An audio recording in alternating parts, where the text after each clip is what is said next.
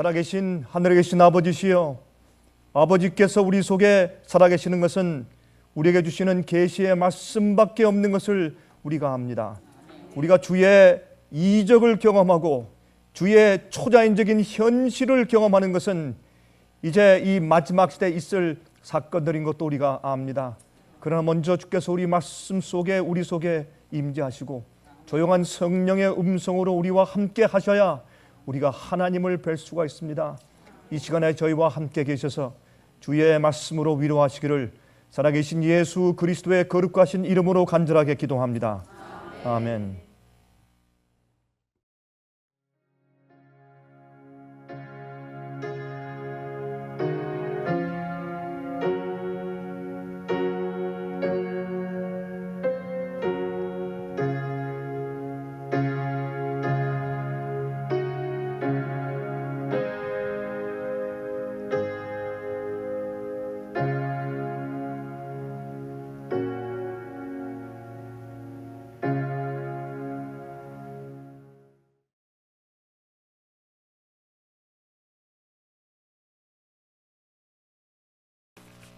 여러분들 다 주님의 은혜 가운데 평안하시죠? 오늘도 우리가 주의 말씀을 펼 때에 하나님의 은혜와 성령의 가르치심이 특별히 우리와 함께 하시기를 바랍니다. 옛날 유대인들은 예수님의 초림과 속죄의 죽음을 기다리지 않고 성경을 오해한 것입니다. 예수께서 말씀하기를 너희가 영생을 얻기 위하여 성경을 상고하거니와 너희가 성경을 오해하였다, 그렇게 말씀했습니다. 그래서 그들은 예수님의 초림의 목적, 속죄와 대속의 죽음을 기다리는 것이 아니라, 그러한 메시아를 기다리는 것이 아니라 예수의 영광스러운 재림을 기다리고 있다가 메시아를 거절하고 멸망당하고 말았습니다. 교회로서, 나라로서의 그 택함받은 특권을 그들이 잃어버리고 말았단 말입니다. 그런데 흥미있는 것은 현대 교회들은 그 반대입니다. 우리는 사실 곧 오실 예수 그리스도의 영광스러운 재림, 심판의 능력을 가지고 오시는 분, 그의 능력으로 악인은 태움을 당하고 의인들은 영원히 살게 되는 그 놀라운 영광의 왕국을 세우실 예수님의 두 번째 오심을 우리가 기다리고 있는 것입니다. 그런데 오늘날 현대교회는 옛날 유대교회와 정반대입니다. 오늘날 현대교회는 예수님께서 초림하셨을 때 그 목적과 그 예언의 성취를 지금 고대하며 살고 있는 것입니다. 예수님의 속죄하심과 예수님의 십자가의 돌아가심과 이러한 초림하셔서 행하실, 그러한 하셨을 때 행하신 그러한 일들을 그들이 명상하고 그것을 기대하면서 그것을 강조하면서 살고 있는 것이 현대교회입니다. 옛날 유대인들도 성경을 오해하였습니다. 오늘날 현대교회 많은 교회들도 성경을 오해하고 있습니다. 예언을 오해하였고 복음을 오해하고 있습니다. 예수께서 우리 인류를 구속하시기 위해서 어떠한 미니스트리, 어떠한 구속 사역을 이루시는지에 대한 그런 역사적인 의미를 사람들이 많이 곡해하고 있는 것을 우리가 알게 되는 것입니다. 여러분, 그래서 사실 많은 사람들이 매일매일 구원을 지키는 생활을 사는 것이 얼마나 중요한지에 대해서 사람들이 망각하고 오해해버리고 말았다, 그 말입니다. 여러분, 이 복음은요, 성경에 기록되어 있는 이 복음은 심판과 함께 동행을 해야 합니다. 아니, 어떤 의미에서 동행을 시켜야 합니다. 심판과 복음은 같이 가는 것인데 심판과 복음을 잘라버리면 문제가 생기는 것입니다. 그래서 요한계시록 13장의 짐승의 표의 환난과 짐승의 표의 큰 핍박에 대해서 예언한 다음에 그 다음 장인 요한계시록 14장에 가서 하나님의 인을 받는 사람들에 대해서 설명한 다음에 14만 4천을 설명하죠. 그 다음에 마지막 시대 하나님께서 자비의 은혜로 마지막 시대 주님께서 자비의 은혜의 경고를 전파하는 세 가지 진리에 대해서 외치시면서 거기에 첫 번째 진리에 무슨 말씀을 하시느냐 하면 이 세상에는 온 나라와 족속과 방언과 백성에게 전할 영원한 복음을 가졌더라 라고 설명을 하는 것입니다. 근데 천사가 그 복음을 가지고 하늘에 날아가요. 여러분이시여, 그 진리와 기별을 듣기 위해서 자꾸 하늘을 쳐다보지 마시기 바랍니다. 천사가 날아가면서 그렇게 소리를 지르는 일은 전혀 일어나지 않을 것이기 때문에 그렇습니다. 그 천사는 하나님의 백성들을 상징합니다. 요한계시록 1장을 보면 하나님의 교회의 사자들을 성경은 원어에 앙겔로스, 천사라고 표현했습니다. 주님의 기별과 진리를 가지고 전파로 나가는 자들은 사실은 천사의 일을 하는 것입니다. 왜 그렇습니까? 천사는 구원받을 자들을 위해서 택함받은 부리는 종이라고 그랬어요. 여러분, 우리도 하나님의 은혜 가운데서 주님의 백성들을 구해내기 위해서, 믿지 않는 자들에게 복음을 가지고 가기 위해서 우리가 진리를 가지고 나아가는 그런 기별자 종들이 된다면 우리도 천사들의 일을 하는 것이 아닙니까? 그러므로 천사가 날아가는 것은 마지막 시대 이 진리를 이해하고 참된 영원한 복음을 깨닫고서 세상을 구원하기 위해서 외치는 하나님 백성들을 상징하는 것입니다. 그런데 그 영원한 복음을 가지고 있는데 그 복음을 설명할 때 하나님을 두려워하고 그에게 영광을 돌리라, 이는 그렇게 하라. 왜? 마지막 시대 이는, 그 이유는 심판하는 시간이 이르렀음이니 영어로 is come이에요. 왔다, 올 것이다가 아니에요. 지금 이르러 와 있어요. 다시 말해서 그것은 무슨 말인가 하면 마지막 시대의 영원한 복음, 제가 늘상 말씀드리지만 영원한 복음의 영원이라는 뜻은 변하지 않는다는 말입니다. 복음, 옛날부터 지금까지 절대로 변한 적이 없는 끊임없이 똑같이 진행되고 있는 그 복음, 변주된 복음 말고, 타협된 복음 말고, 반쪽짜리 복음 말고 똑바른 복음을 전파해야 할 텐데, 이것은 예수님께서 천국 복음이 모든 민족에게 증거되기 위하여 온 세상에 전파되리니 그제야 끝이 오리라고 말씀하신 그 천국 복음 말입니다. 마지막 시대 특별히 타협될 그 복음 말고 진짜 영원한 복음이 전파될 텐데, 그 복음을 설명하시면서 이 복음을 전파해야 된다. 왜? 심판할 시간이 이르렀으니 그때는 이 변치 않는 똑바른 복음, 유대인들이 오해한 것 말고, 현대 교회들이 오해한 것 말고, 성경이 말씀하는 틀림없는 그 복음과 진리를 전파할 때는 어떤 시기다? 심판의 시간이 이미 이르러 와 있는 그때다라고 말씀을 하신 것이란 말입니다.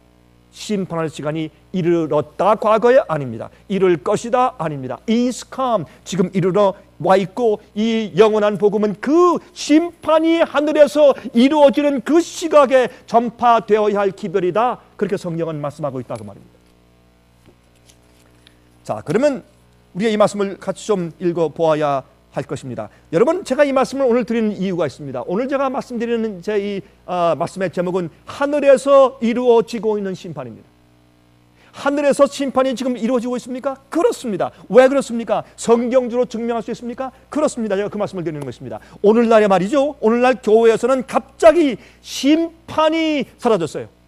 갑자기 오늘날 현대 교회들 안에서 심판이 사라졌습니다. 실종된 심판을 성경에서 다시 찾아내어서 부활시켜서 하나님을 믿는 사람들에게 그것을 가르쳐서 다시 깨닫게 해 주어야 하는 의무가 우리에게 있는 것입니다. 그래서 오늘 이 생애빛 월십 라이브에서 이 말씀을 다루는 것입니다. 오늘 이 말씀을 듣는 많은 분들은 마음을 여시고, 성경에서 여러분들 어떤 분들은 내가 저런 얘기는 처음 들어보았는데, 나는 예수를 믿는 자에게는 요한복음에 말씀하시기를 예수를 믿으면 우린 심판에 이르지 않는다고 말씀했는데, 우리는 심판이 없다고 말씀했는데, 예수께서 이 땅에 오시기 전에 7년 환란 오기 전에, 여러분 다시 말씀드리지만 7년 환란은 성경에 없는 이야기입니다. 그것은 사람들이 만들어낸 얘기입니다. 의인과 악인들은 똑같이 환란을 통과할 것이고, 의인들은 보호받으면서 마지막에 살아서 성천할 것입니다. 미리 죽음당하는 사람들과 순교자들이 있을 것이나, 그러나 의인들은 마지막 환난을 함께 통과할 것입니다.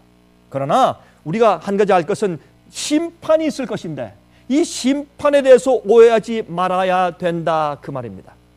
자, 그러면 우리가 이 말씀을, 성경을 좀 읽으면서 함께 우리 살펴보도록 하겠습니다. 먼저 우리 마태복음 25장에 있는 열처녀의 비유, 우리 그리스도인들 하면 열처녀의 비유 다 잘 아시지 않습니까? 우리 그 말씀을 펴서 먼저 좀 읽어보도록 하겠습니다. 마태복음 25장 1절부터 12절까지 있는 말씀을 읽겠습니다. 실종된 이 성경이 가르치는 심판을 우리가 다시 찾아내서 부활시켜서 가르쳐 줘야 합니다. 여러분, 예수를 믿는 자에게는 심판에 이르지 않는다, 심판을 받지 않는다, 그 뜻은 심판을 통해서 그들이 의인인 것을 증명될 필요가 없다, 그것이 아니라 심판을 통과하지만 심판의 정죄를 받지 않는다, 심판을 통해서 악인이다, 죄가 있다라고 정죄받고 멸망당하지 않는다라고 성경이 말한 것입니다. 여러분, 성경은 계속적으로 말하고 있습니다. 하나님께서 당신의 백성들부터, 하나님의 집에서부터 심판을 시작하신다. 심판을 통해서 우리가 구원받는다. 그렇죠? 그래서 성경은 믿는 자들과 의인들과 악인들을 똑같이 하나님께서 심판을 통해서 구원하시거나 정죄하실 것에 대해서 성경은 명백히 설명하고 있는 것입니다. 그래서 사람들이 그것을 이해하지 못하는 것입니다. 왜? 잘못된 가르침입니다. 영생을 얻기 위하여 성경을 상고하지만 그들이 성경을 오해하였습니다. 마태복음 25장 1절부터 12절입니다. 그때 천국은 마치 등을 들고 신랑을 맞으러 나간 열 처녀와 같다 하리니 그 중에 5은 미련하고 5은 슬기 있는지라. 미련한 자들은 등을 가지되 기름을 가지지 아니하고 슬기 있는 자들은 그릇에 기름을 담아 등과 함께 가져갔더니 신랑이 더디옴으로 다 졸며 잘세. 밤중에 소리가 나되 보라 신랑 이르다 맞으러 나오라 하매 이에 그 처녀들이 다 일어나 등을 준비할세. 미련한 자들이 슬기 있는 자들에게 이르되 우리 등불이 꺼정하니 너희 기름을 좀 나눠달라 하거늘. 여러분, 여기에 흥미있는 장면이 있는데 이것은 슬기로운 처녀와 미련한 처녀가 다 졸며 잘세 그랬습니다. 근데 이 시제를 살펴보면 슬기로운 처녀와 미련한 처녀가 있는데 졸며 잤다고 하는 얘기는 이 유대인들의 대구법 이 기록 방식에 의해서 슬기로운 처녀들은 졸았고 미련한 처녀는 잤다, 그렇게 설명을 해도 뭐 큰 잘못이 없다고 봐야 할 것입니다. 여러분, 조는 것이 무엇입니까? 깨어 있으려고 몸부림을 치는데 너무 피곤해서 조는 것입니다. 꼬박 졸다가 부스럭 소리 나면 또 깼다가 또 졸다가 또 깼다가. 왜요? 너무 지체하시니까. 예? 그 기약된 그 시간보다 너무 지체되니까 졸다가 깨다가 하지만, 그러나 미련한 처녀들은 그만 자버린 것입니다. 아예 잠에 골아들어 져버린 것이죠. 참 흥미있는 장면을 우리가 여기 보게 되는 것입니다. 근데 여기 이제 미련한 처녀들이 어떻게 해요? 갑자기 신랑이 온다니까 전부 다 깼는데, 다시 말해서 예수께서 오시는 마지막 큰 징조가 생길 때 다 깰 것입니까? 다 깰 것입니다. 그때 안 깰 사람이 어디 있겠습니까? 어떤 사람들은 성경이 진짜였다, 아니면 그 예언이 진짜였다, 누가 말한 그 예언이 나는 우습게 봤더니 이거 진짜 이루어졌네, 이젠 끝이네, 더 이상 없네. 두려움 가운데 다 깰 것입니다. 그러나 문제는 어떤 사람들에겐 기름이 있고 어떤 사람들에겐 기름이 없을 것입니다. 이 기름은 우리가 잘 알다시피 성령의 기름을 상징합니다. 들고 있는 등잔은 성경 말씀, 주의 말씀을 상징합니다. 다 똑같이 두 그룹이 다 성경을 들고 있었습니다. 그러나 이게 무슨 말입니까? 이 등불은 자기들이 준비해 온 것이 아닙니다. 혼인 잔치하는 집에서 그들이 좀 들고 있어 달라고 부탁하면서 준 등불입니다. 모든 믿는 자들에게 성경이 있습니다. 그들은 교회 가서 성경을 들고 찬미하고 기도하며 말씀을 듣고 읽고 또 집에서 읽습니다. 그리고 그들이 교회에서 잘 가르침을 받습니다. 잘못된 가르침을 받을 때도 잘 가르침을 받습니다. 그러나 들고 있지만은, 그러나 그것은 자기들의 것이 아닐 수가 있습니다. 언제 자기 것입니까? 언제 신랑을 만날 수 있도록 빛이 나는 등불이 됩니까? 그 속에 기름이 있을 때, 함께 예배드릴 때, 함께 기도하고 찬송할 때, 또 누가 가르치는 자들이 있을 때, 마음이 좀 뜨거울 때, 어떤 웅성웅성할 때, 그때 내 속에 기름이 있는 것 같습니다. 남이 보태 주었지만은 남이 담아준 기름이라도 타고 있는 것처럼 그렇게 느껴져요. 그러나 정말 위기가 왔을 때, 신랑이 온다 할 때, 다 일어날 때 보니까 기름이 없는 것입니다. 무슨 기름입니까? 내 선생이, 내 목사가, 어느 교수가 누가 보태준 기름이 아닙니다. 내 아내나 남편이 준 기름이 아니고 내 부모가 담아준 등잔 안에 기름이 아니라 기름이지 내 기름이 아닙니다. 그러면 타지 않는 것입니다. 그러나 슬기로운 처녀는 어떻게 하십니까? 등잔 안에 기름이 원래 있는 것을 잔치집에서 주었지만은 그거 말고 이것이 떨어질 줄 알고 자기 기름을 준비해 갔다고 했습니다. 자기가 그 허리춤에 자기 기름을 가지고 준비해 갔다고 그랬습니다. 여기에 4절 보면 슬기 있는 자들은 그릇에 기름을 담아 등과 함께 가져갔더니, 그렇게 말씀한 것을 우리가 성경에서 보아야 할 것입니다. 그래서 슬기 있는 자들이 자기 등불이 껴지니까 막상 이것을 위해 준비하고 섰는데 막상 그때가 오자 기름이 없는 것을 깨닫게 되었습니다. 그들이 옆에 있는 자들에게 제발 좀 기름을 나눠달라고 할 때 그들이 어떻게 말했습니까?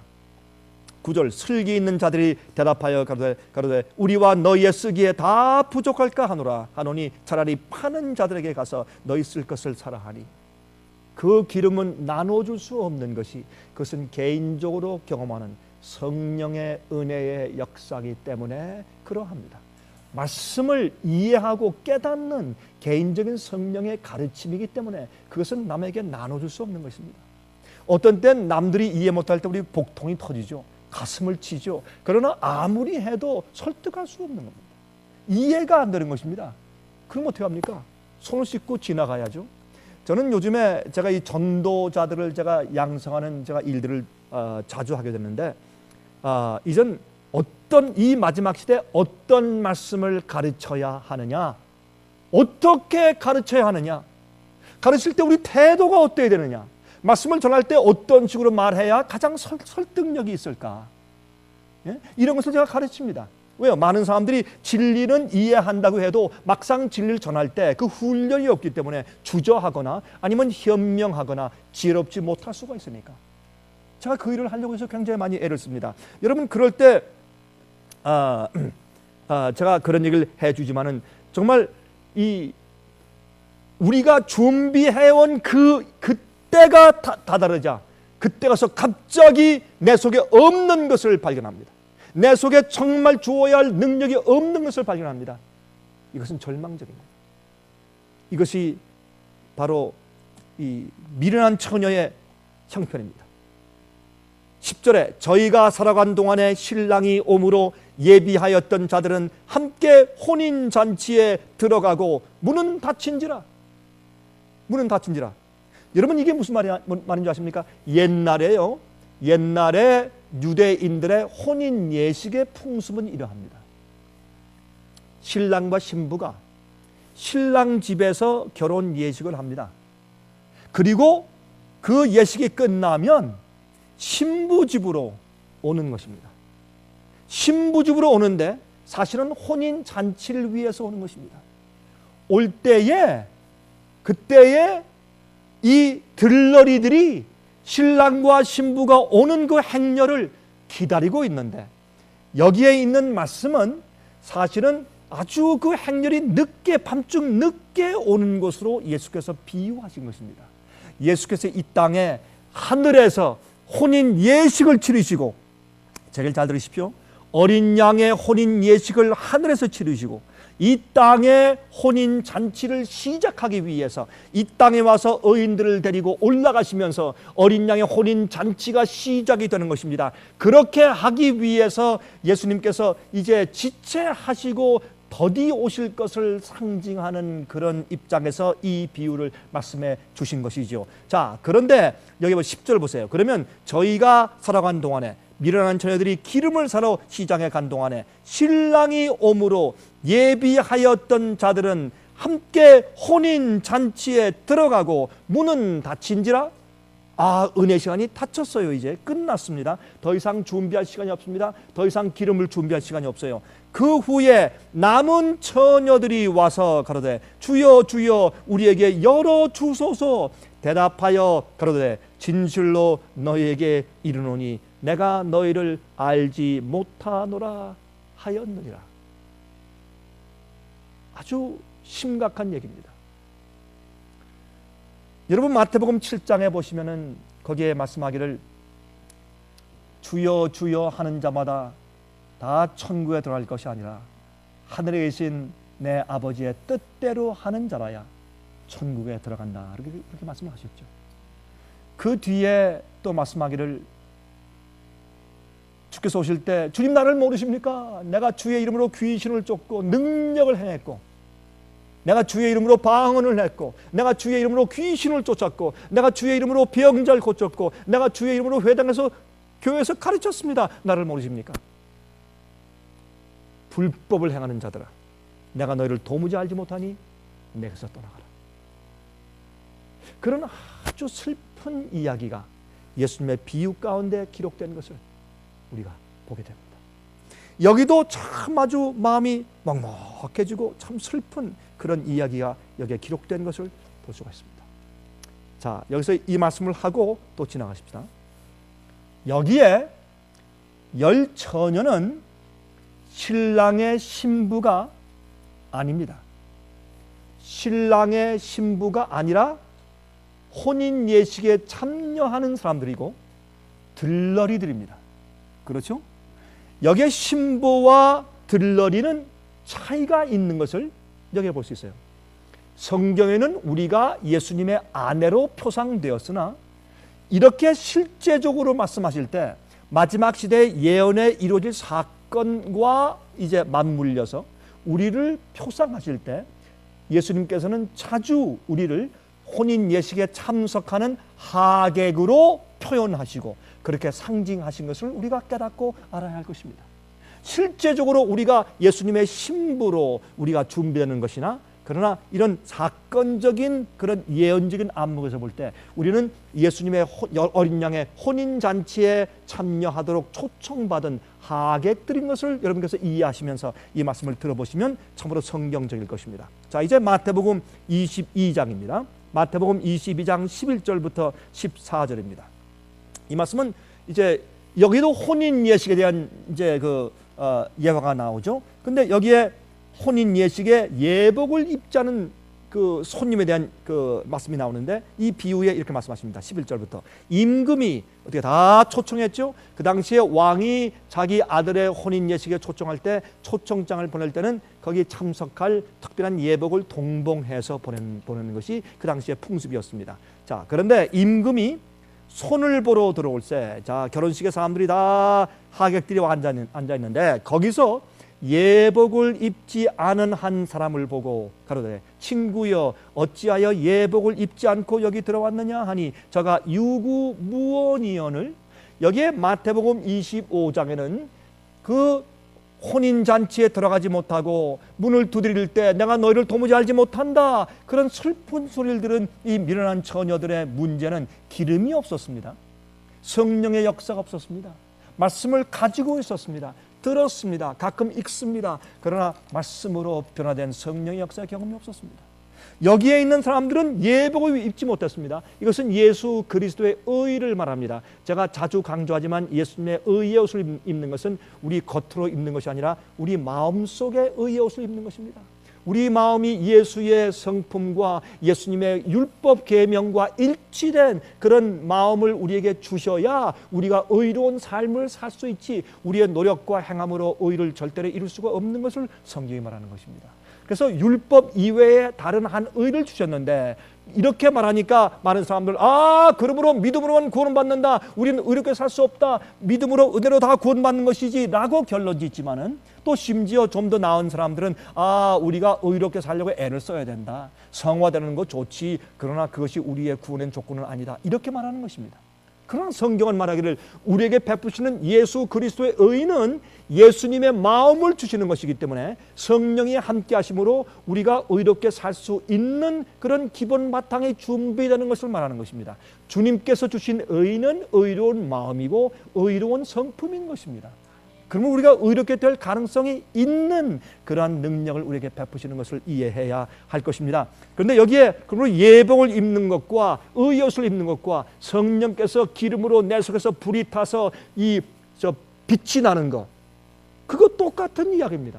그게 의의 옷을 입는 것입니다. 그렇죠? 성령이 내 속에서 타니까 진리의 빛이 나오죠. 그렇죠? 예수님 옛날에 아담과 해와가 타락하기 전에 그들이 의의 광채나는 빛의 옷을 입고 있던 것처럼 천사들은 빛의 옷을 입고 있지 않습니까? 왜? 그들은 의로운 품성을 가지고 있기 때문에. 하나님께는 쉐카이나 큰 영광의 광채가 있지 않습니까? 왜요? 하나님은 의롭고 선하시고 거룩하신 분이니까. 우리가 하나님께 창조받은 자들이기 때문에 우리도 그 거룩한 영광의 빛을 우리도 나눠받고 있어야 그게 정상입니다. 그러므로 여기 그랬습니까? 친구여 어찌하여 예복을 입지 않고 여기 들어왔느냐 하니 저가 유구무원이언을. 그들이 어떻게 해요? 할 말이 없어 입이 있지만은 왜 그랬습니까? 그들은 왕이 보내준 옷보다 자기 옷이 더 좋은 것처럼 느껴졌어요. 이건 구식이지, 이게 훨씬 더 좋지, 신식이고 더 유행에 더 맞고, 저 사람들 저렇게 다 고리타분하게 저걸 입고 가지만 내가 입고 갈 때 이게 훨씬 더 좋을 거야 하고 자기 옷을 입고 왔습니다. 13절 임금이 사환들에게 말하되 그 수족을 결박하여 바깥 어둠에 내어 던지라, 거기서 슬피 울며 이를 갈미 있으리라 하니라. 청함을 받은 자는 많되 택함을 입은 자는 적으니라. 여기 봐도 어떻게 해요? 우리 구원받을 자들을 어떻게 표현했습니까? 그 신부가 아니라 그 혼인 예식에 참석한 청함받은 객들로 여기 상징된 것을 알 수가 있어요. 여러분 또 이건 제가 읽지 않겠지만은 누가복음 12장 36절 보시면 거기 예수님께서 또 하나의 비유에 말씀하기를 너희는 말이지 마치 그 주인이 혼인 집에서 돌아올 때에 돌아와서 문을 두드리면 얼른 일어나서 문을 열어주는 그러한 종같이 되라. 그렇게 말씀하신 적이 있어요. 그럼 우리가 누굴 기다려요? 주인 예수님이 오실 것을 기다려요. 우리의 왕을 기다려요. 뭘 기다려요? 여러분 어떤 데 보면 나라를 받아가지고 돌아오는 주인으로 표현된 비유도 있고 또한 누가복음 12장 보면 혼인 예식에 가서 신부와 결혼하고 결혼식을 한 다음에 돌아오는 주인에게 빨리 문을 두드릴 때 문을 열어주는 자처럼 되라. 그렇게 말씀하신 비유가 있어요. 이렇게 봐서 우리가 종종 결혼식에 초청된 하객들로 비유되어 있는 것을 우리가 성경에서 발견하게 되는 것입니다. 자, 이제 요한계시록 19장을 갑니다. 요한계시록 19장 7절부터 9절 가운데 있는 말씀을 이제 봅니다. 이렇게 말씀되어 있습니다. 우리가 즐거워하고 크게 기뻐하여 그에게 영광을 돌리세 어린 양의 혼인 기약이 이르렀고 그 아내가 예비하였으니 그에게 허락하사 빛나고 깨끗한 세마포를 입게 하셨은즉 이 세마포는 성도들의 옳은 행실이로다 하더라. 여기에 보면 깨끗하게 입은 성도들의 옳은 행실, 의로운 행동이죠. 그게 어떻게 생깁니까? 의로운 마음을 받았으니까 의로운 행동에 나가는 것이죠. 우리의 타락한 마음을 가지고 우리가 그렇게 애를 써도 그것이 나오지 않는 것입니다. 그렇죠? 여기서 그 말씀을 했습니다. 그런데 여기에 9절 보시면 또 이런 말씀을 하신 것이 있어요. 천사가 내게 말하기를 기록하라. 어린 양의 혼인잔치에 청함을 입은 자들이 복이 있도다 하고 또 내게 말하되 이것은 하나님의 참되신 말씀이라 하기로. 여기 보니까 또 어떻게 우리를 어떻게 표현했습니까? 우리를 어린 양의 혼인잔치에 청함을 입은 자들로 표현됐다고 말입니다. 하객들이죠. 그렇죠? 우리가 이것을 성경적으로 쭉 살펴볼 때 우리가 이해할 수 있단 말입니다. 여러분 제가 늘 말씀을 드리지만 우리가 어떤 성경 교리를 우리가 만들고 교리를 우리가 확정 지을 때 성경 한 절, 두 절 가지고 만들면 안 됩니다. 성경 전체의 이 내용과 그다음에 띠임을 가지고 연구해서 어떤 교리를 확립해야지 어떤 표현 한 가지에 우리가 연연하고 거기에 매달리면 안 되는 것입니다. 이 성경 전체를 볼 때 하나님께서 우리를 어떻게 어떤 이 하객들로 표현한 것이 상징하신 것이 무슨 뜻인지 우리가 점점 더 이해하게 된단 말입니다. 그러면 자 이런 각도에서 하나님께서 그러면 이 어린 양 예수님과 함께 결혼하는 신부 단수 the bride 그 신부가 누구냐 말입니다. 누구와 혼인을 하시기 때문에 혼인 잔치에 혼인을 끝내시고 잔치로 하러 우리를 데리러 오신다 그렇게 말씀했느냐 말입니다. 그렇죠? 우리 그것을 이해하기 위해서 요한계시록 21장을 갑니다. 요한계시록 21장 1절과 2절 그리고 9절부터 12절까지 있는 말씀을 읽습니다. 이 말씀은 성경절들은 스크린에 올라오지 않을 것입니다. 그러나 성경절이 기록되어 있으니까 여러분 이 방송을 통해서 저희와 함께 예배 드리시는 분들은 지금 그 성경을 좀 펴시기 바랍니다. 요한계시록 21장 1절과 2절 그리고 9절부터 12절까지 있는 말씀을 읽겠습니다. 또 내가 새 하늘과 새 땅을 보니 처음 하늘과 처음 땅이 없어졌고 바다도 다시 있지 않더라. 이것을 보니까 예수께서 재림하셨습니다. 그리고 천년기 역사가 끝났습니다. 그 다음에 이 땅에 바다가 과거 있던 것이 다 없어지고 새 하늘과 새 땅이 되었습니다. 그렇죠? 예수님께서 새로운 땅을 창조해 주셨습니다. 그 이후에 2절 보세요. 또 내가 보매 거룩한 성 새 예루살렘이 하나님께로부터 하늘에서 내려오니 그 예비한 것이 신부가 남편을 위하여 단장한 것 같더라. 언제 내려옵니까? 천년기 이후에 내려옵니다. 예수께서 이 땅에 재림하시기 전에 옵니까? 아닙니다. 그 이후에 옵니다. 이후 언제? 천년기가 차고 그 이후에 온다고 성경은 말씀하고 있는 것입니다. 요한계시록 20장에 보면 천년이 참에 그랬습니다. 천년이 참에 하늘에서 예루살렘 성전이 내려온다. 그렇게 요한계시록 20장 중간 보면 거기 이렇게 설명되어 있는 것을 우리가 볼 수가 있습니다. 그럼 지금 읽은 것은 요한계시록 21장이지만 말이죠. 그래서 우리가 이것을 시제적으로 시간적으로 분명히 알게 됩니다. 9절부터 읽습니다. 7 대접을 가지고 마지막 7 재앙을 담은 7 천사 중 하나가 나와서 내게 말하여 그러되 이리 오라. 내가 신부 곧 어린 양의 아내를 내게 보이리라 하고 성령으로 나를 데리고 크고 높은 산으로 올라가 하나님께로부터 하늘에서 내려오는 거룩한 성 예루살렘을 보이니. 여기 설명되어 있잖아요. 드디어 마지막에 예수님 어린 양이 혼인 예식을 치르는 진짜 신부가 누군지가 여기에 성경에 기록되어 있는데 무엇입니까? 새 예루살렘 성전입니다. 왜 그렇습니까? 그 성전 주위에 12대문이 있는데 그것은 12지파의 이름이 기록되어 있고 기초석엔 12사도들의 이름이 기록되어 있습니다. 하나님께서 택하시고 세우신 하나님의 교회입니다. 하나님의 이스라엘입니다. 육신적인 이스라엘 백성들이 아니라 영적인 이스라엘 백성들입니다. 여기에 대한 오해가 너무나 많이 있습니다. 교회들에. 여러분 제발 좀 깨어나서 여러분 성경에 있는 말씀을 올바로 보시게 되길 제가 부탁합니다.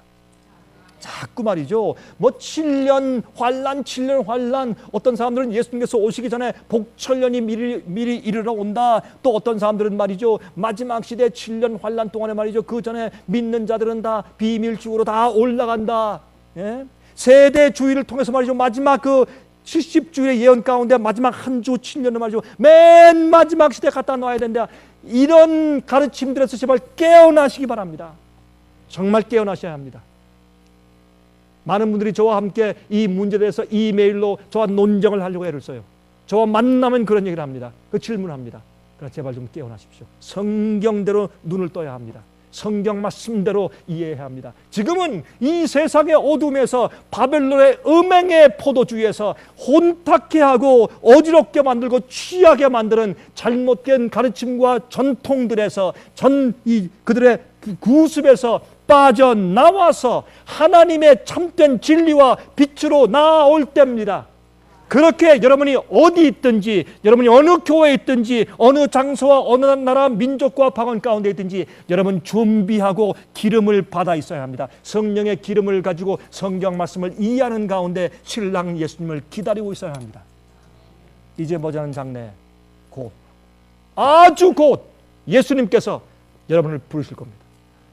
예수께서 의인들과 악인들을 나누시고 알곡과 가라지를 나누시고 양과 염소를 가르실 때 예수께서 오실 때 실제 행한 대로 갚아 주실 것이나 그러나 기억하십시오. 주님께서 그 전에 이미 여러분들이 같은 교회 다니고 또 같이 예배드리고 같이 섞여 있을 줄 모르나 참된 의인들과 참되지 않은 자들, 슬기로운 자들과 미련한 자들을 주님의 성령의 은혜와 경험과 증거대로 나누시고 있다는 것을 기억하시기 바랍니다.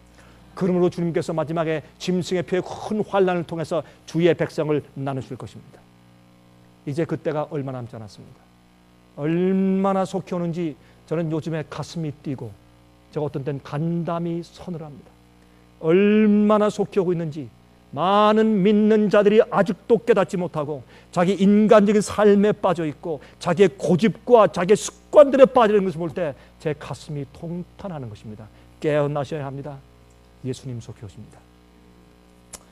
여러분 여기 보면 어린 양의 신부로 거룩한 성 예루살렘을 봅니다. 11절에 하나님의 영광이 있음에 그 성의 빛이 지극히 귀한 보석 같고 벽옥과 수정같이 막더라. 크고 높은 성곽이 있고 12문이 있는데 문에 12천사가 있고 그 문들 위에 이름을 썼으니 이스라엘 자손 12지파의 이름들이라 그랬습니다.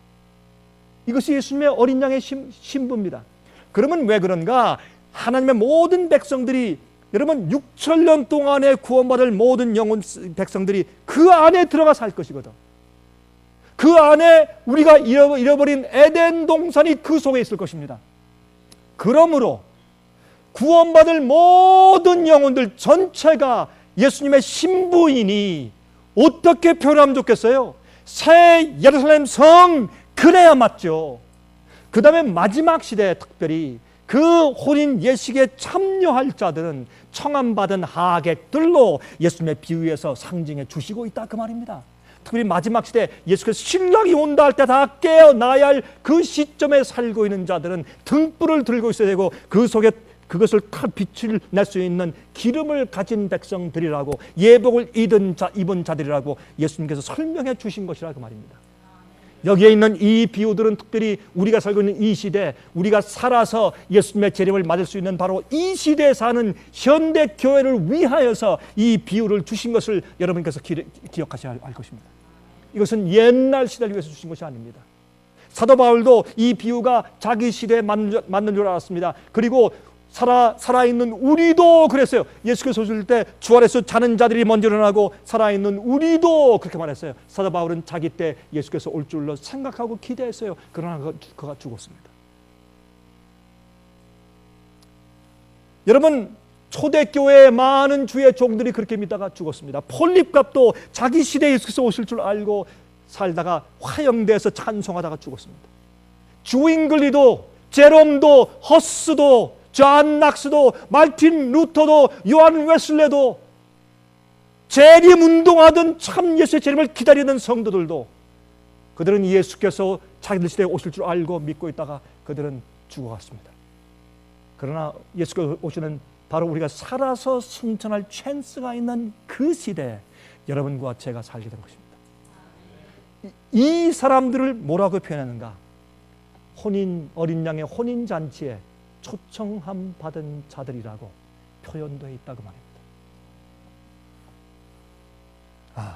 다니엘 7장입니다. 다니엘 7장 9절부터 14절 그리고 21절부터 22절 보시면 이런 말씀들이 있어요. 제가 이 말씀은 다 읽지 않겠습니다. 이 말씀도 성경절이 스크린에 뜨지 않을 것입니다. 성경절만 기록될 것입니다. 그러므로 여러분 이 말씀을 지금 들고 계신 분들은 성경을 펴서 다니엘 7장 9절부터 14절을 한번 살펴보시고 21절과 22절 보시기 바랍니다. 여기 보니까 옛적부터 항상 계신 이가 좌정하셨는데 하나님 아버지입니다. 근데 그 앞에 보니까 책들이 많이 펴져 있어요. 왜 책들이 펴져 있습니까? 무슨 책이 필요해요? 기록책입니다. 무슨 기록이 필요합니까? 마귀의 반역의 역사? Yes. 마귀에게 그냥 팔려서 거기에 미혹돼서 넘어진 자들? Yes. 그래서 타락한 천사들? Yes. 마귀의 기만과 술수에 빠져서 그러나 회개치 않고 범죄에서 악인된 멸망당한 인간들의 죄의 기록? Yes. 의인들의 선한 행신들? Yes. 그들의 희생과 그들의 회개와 그들의 굴복의 역사? Yes. 그들이 참으로 자기 생명을 예수님 위해서 바친 그 거룩한 희생들? Yes. 이런 모든 것들이 기록된 책들이 하나님 아버지 앞에 펴놓여 있다 그랬습니다. 그런 게 아니면 기록이 필요 없죠. 하늘에 무슨 기록이 필요합니까?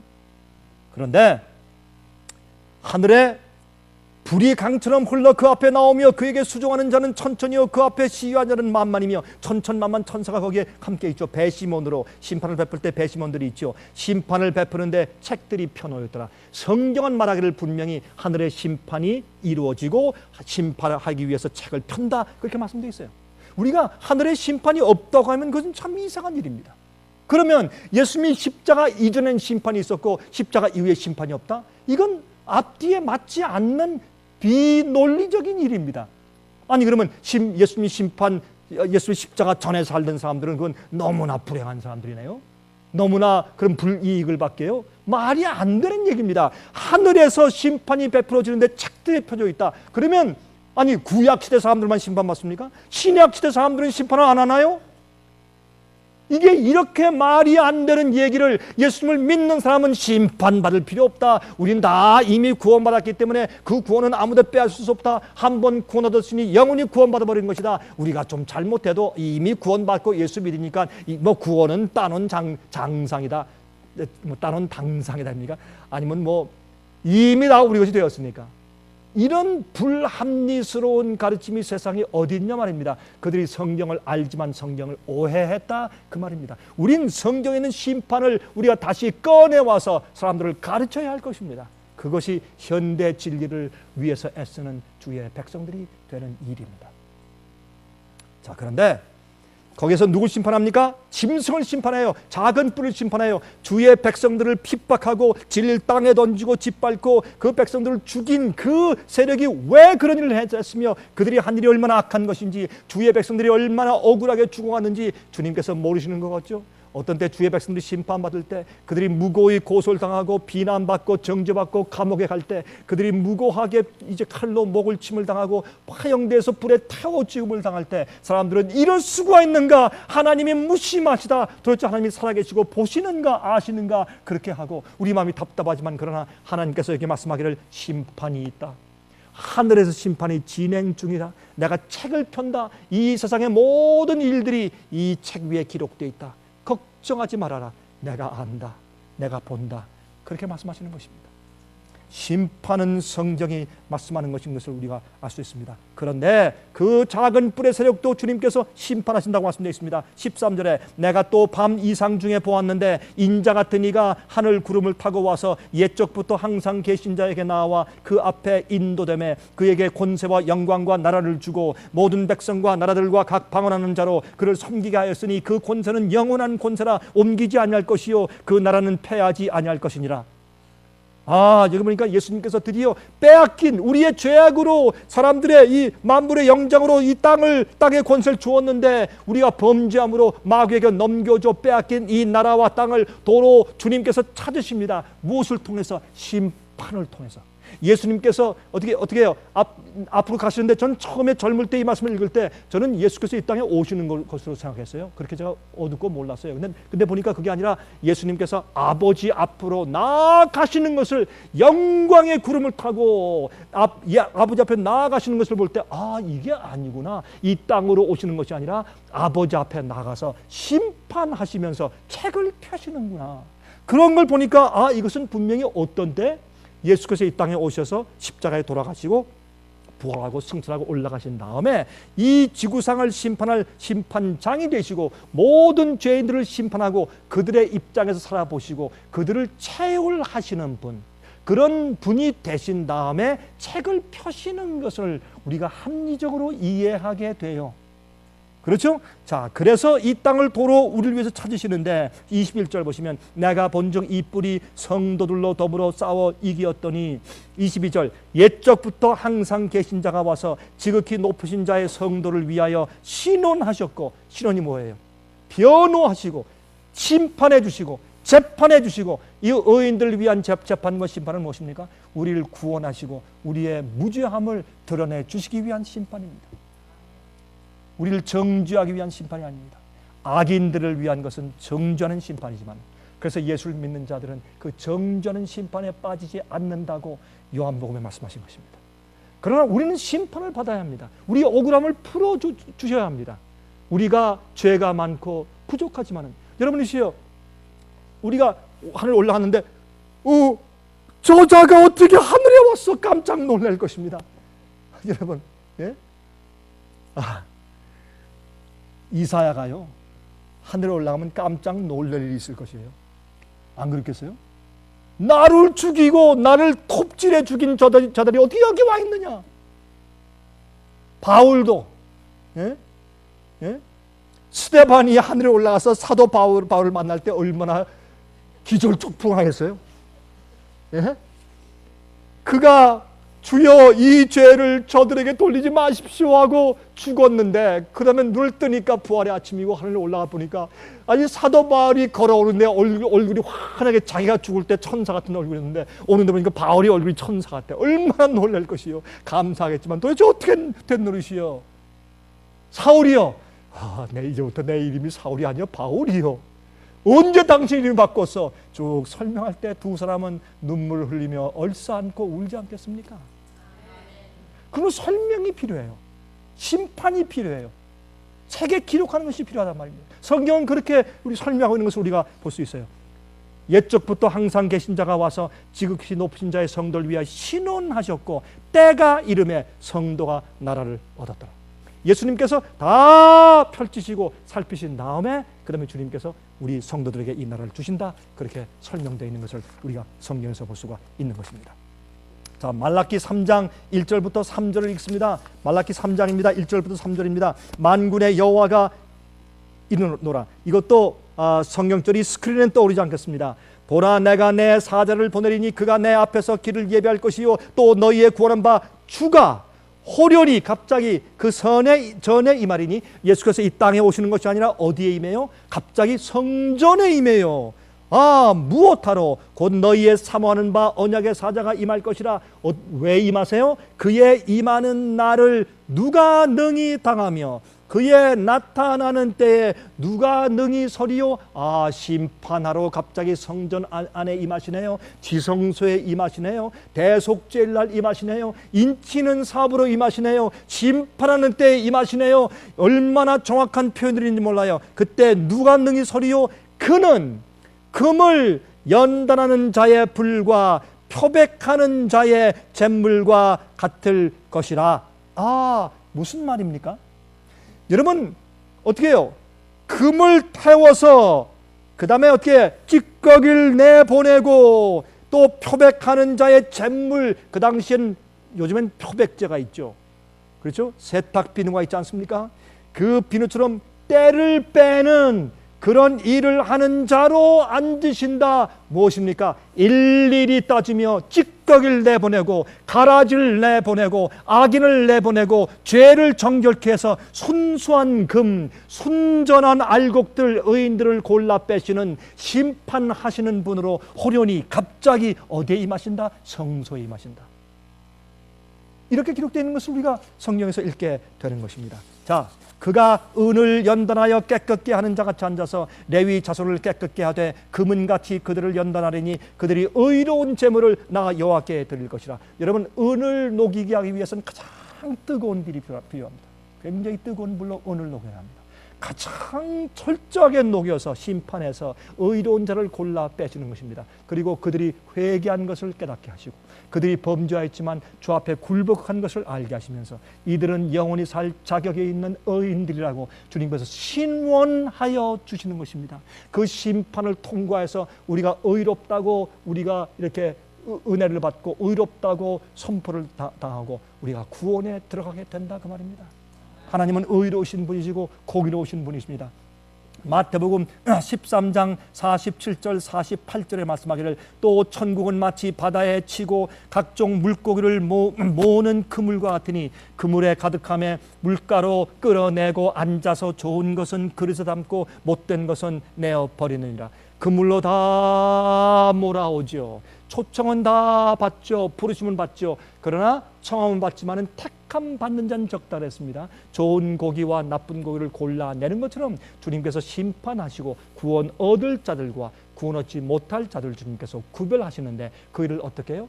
비밀리 하시는 것이 아니라 하늘에서 공개적으로 천천만만 천사들이 다 보는 앞에서, 마귀도 보는 앞에서 주님께서 아무도 주님께 도전할 수 없도록 펴시고 책을 펴서 심판하신다고 성경은 기록하셨다, 그 말입니다. 마태복음 16장 27절입니다. 인자가 아버지의 영광으로 그 천사들과 함께 오리니 그때 각 사람의 행한 대로 갚을 것이라. 예수께서 오실 때 우리가 행한 대로 산 그대로 보상하시고 갚아주실 것이다. 그렇다면 그것을 어떻게 하든지 주님께서 심판하시는 일이 먼저 선제해야 되지 않을까요?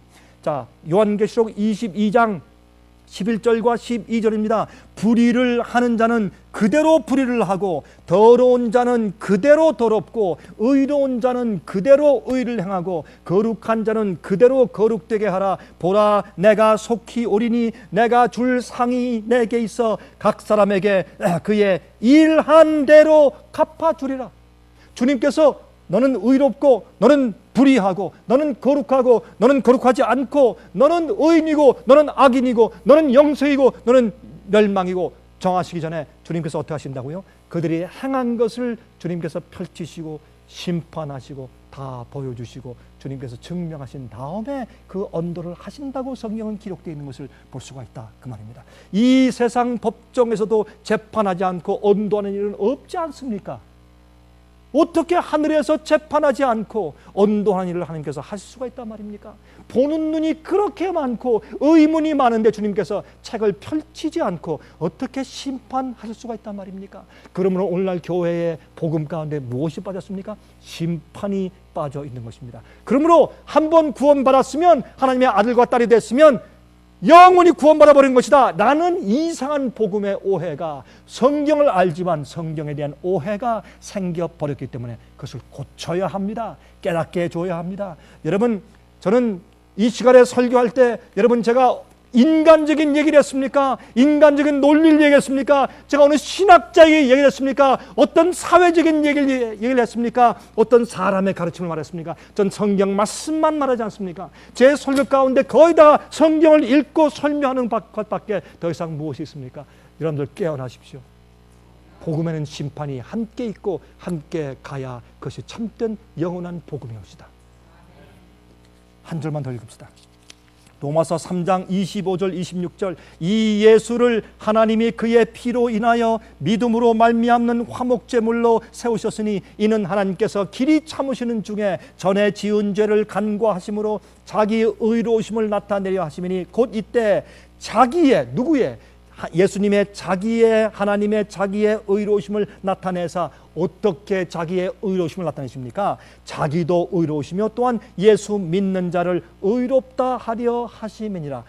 하나님을 믿는 자들에게, 예수의 십자가를 믿고 나오는 자들에게 십자가의 보혈의 은혜로 그들의 마음을 씻으시고 성령을 주셔서 의로운 마음, 예수의 마음을 넣어주시고 그 마음으로 의롭게 만들어주심으로 영원히 구원받을 자처럼 살게 그런 마음과 동기를 갖게 해주심으로 남들이 천사들 볼 때도 의롭습니다, 맞습니다, 참 주의 복음의 구원의 능력은 너무나 놀랍습니다, 저거야말로 제 창조가 아니고 무엇입니까? 라고 말하게 해서 하나님 옳습니다, 주의 심판이 의롭습니다 해서 우리를 의롭다 하시면서 당신 자신도 의롭다고 하심을 받을 것이다 라고 성경은 기록하고 있는 것입니다. 여러분, 제가 오사마 빈 라덴, 여러분 알케이다 두목 있죠? 오사마 빈 라덴을 살해한 날 여러분 뉴스를 보셨습니까? 저는 그 뉴스를 보면서 제가 깨달은 것이 있어요. 오사마 빈 라덴을 살해하던 그 미국의 그 해군의 네이비 실이죠.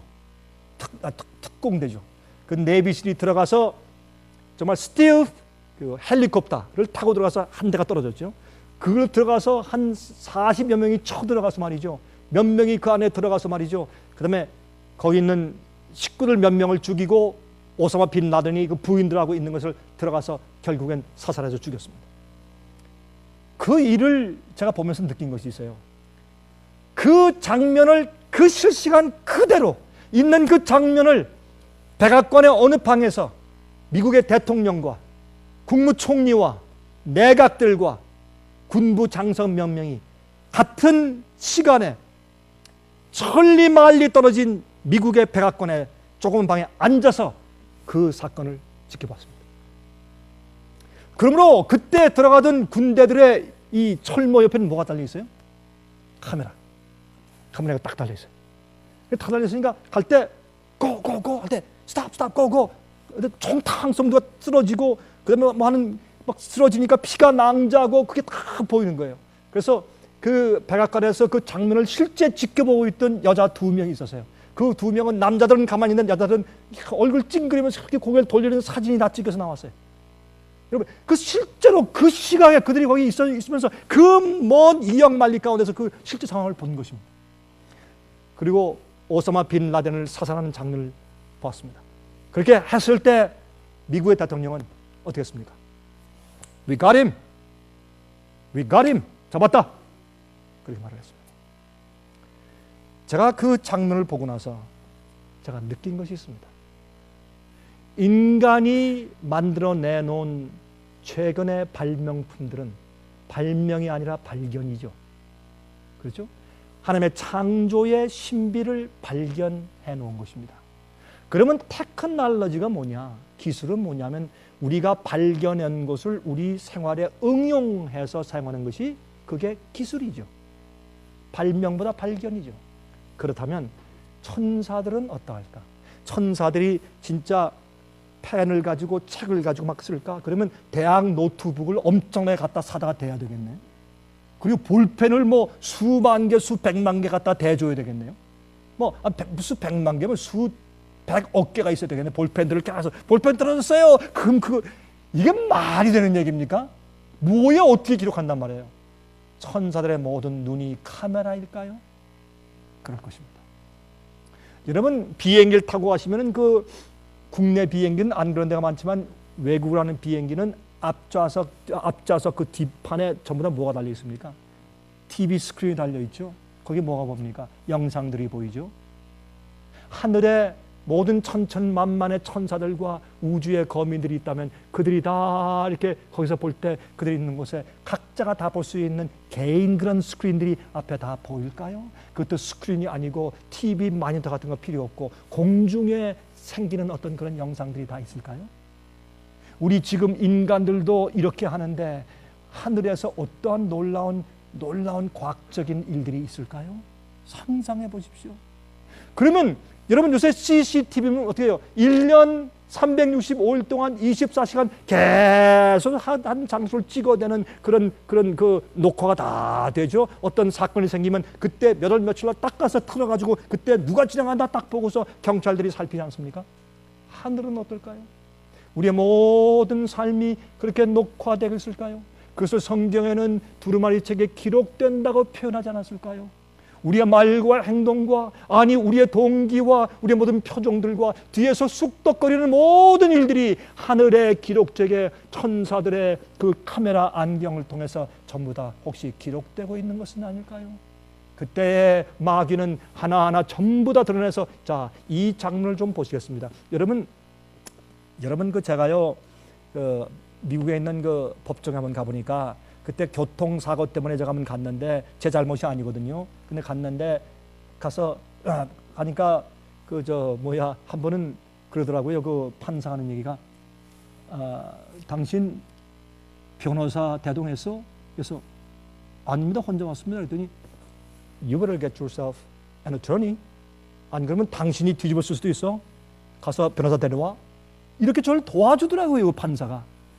우리는 하늘에 올라갈 때 우리의 대제사장 되시고 중보자이신 예수님과 함께 가는 것이 얼마나 다행입니까? 얼마나 감사합니까? 우리를 아시고 우리를 중보하시고 우리를 신원해 주실 대제사장 변호사 예수님이 우리 곁에 계시니 얼마나 감사하냐 말이에요. 억울한 자는요 심판날이 오기를 고대해요. 그러나 죄가 있는 자는 심판날이 오는 것을 두려워하는 것입니다. 예수께서 우리와 함께 들어가는 것이죠. 마귀는요, 여러분 법정 가서 검사 보세요. 여러분 검사가 소리 지르면서 감정적으로 고소하면요, 이 배심원들이요 피해자를 갖다가 고소당한 사람들 갖다가 뭐라 그래요? 고소당한 사람들 어큐저를 뭐라 그러죠? 플레인팁 말고 피고자를 오히려 동정해요. 이 검사가 길이 뛰고 고소하면 검사는 아주 냉정하고 그 팩트만 탁탁 전하면서 탁 보여주고 굉장히 냉정해요. 마귀가 와서 길길이 뛰고 우리를 고소하는 거 같죠? 안 그래요. 마귀는요 팔짱을 딱 끼고 천사들이요, 우주요, 그리고 하나님 한번 보실까요? 하나님께서 이 사람을 구원해 가는 것이 얼마나 불합리한 일인지, 얼마나 의롭지 못한 일인지 한번 보시겠습니까? 아주 차분차분하게 우리가 범죄하고 잘못한 것을 그때마다 녹화된 것을 다 펴서 그는 고소하지 않을까요? 그때 주님께서 분명히 어떤 재료를 가지고 있어야 합니까? 우리의 회개, 진정한 회개. 그냥 기도원 가서 울고분고 몇 번 한 거 그거 말고 진실된 회개, 죄에서 돌이킨 것, 죄를 버린 것, 연약하여 실수하여 쓴 적, 하나님을 사랑한 흔적들, 증거들, 목숨을 내 바칠지언정 주님과의 의리는 버리지 아니하고 주의 계명을 범하지 않을 우리의 성품이 천사의 카메라에 찍혀 있어야 할 것이 아닙니까? 그게 의인들의 증명이 아닐까요? 주님께서 심판 때 그것을 가지고 우리를 변호하시고 신원해 주지 않으시겠습니까? 제가 최근에 일본에 가서 또 말씀을 드렸지 않습니까? 제가 처음에 일본에 갔을 때 일본에 대지진과 쓰나미가 나기 3일 전에 제가 한국으로 돌아갔거든요. 집회를 하고. 근데 저는 몰랐지만 그렇게 얘기했습니다. 여러분들 이 일본에 전도할 수 있는 큰 기회가 한 번 올 겁니다. 하나님께서 이 일본에 큰 재난을 한번 일으키실 겁니다. 그때 여러분들이 이 일본이 그렇게 전도 안 되는 이 일본 사람들에게 마지막으로 전할 수 있는 최후의 기회가 생길 것입니다. 깨어나시고 전도해야 합니다. 그렇게 얘기하고 왔어요. 3일 후에 터졌어요. 마치 제가 예언한 것처럼 돼버렸어요. 제가 전혀 그런 뜻은 아닌데 제가 뭘 압니까? 무슨 예언을 해? 제가 뭐 선지자입니까? 무슨 예언을 해? 그런 다음에 많은 사람들이 깜짝 놀랐어요. 물론 그것 때문에 그런 것은 아니지만은 그런 이유로 제가 설교한 것들이 터지기 시작했습니다. 터지는데 저도 깜짝 놀래고 그 미니스트리에서 많은 사람들이 깜짝 놀랐습니다. 어떻게 이렇게 많은 사람이 알고 이렇게 폭주해서 주문해 올까?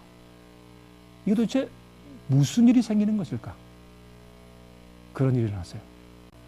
하나님께서 우리의 회개와 우리의 헌신과 우리의 의로운 증거를 가지고 계실 때 주님께서 심판 때 우리를 신원하시게 되시기를 간절히 바랍니다. 하늘에 계신 우리 아버지, 우리가 의지 없어서 손들고 나아갑니다. 하나님 우리 박대하시면 우린 정말 갈 곳 없습니다. 아버지시여 저희를 불쌍히 여기시되 의로운 마음을 주심으로 불쌍히 여기시고 우리가 참으로 심판대 앞을 지날 때에 하나님께서 우리를 위해 변호하실 수 있는 증거를 충분히 주는 삶을 살도록 저희를 긍휼히 여기시며 또한 저희를 모든 위험에서 지켜 주시옵소서. 주님이시여 정말 진실되게 성경을 깨닫고자 하는 자들에게 참된 복음을 알게 하시옵소서. 살아계신 예수 그리스도의 귀하신 이름으로 간절히 기도합니다. 아멘.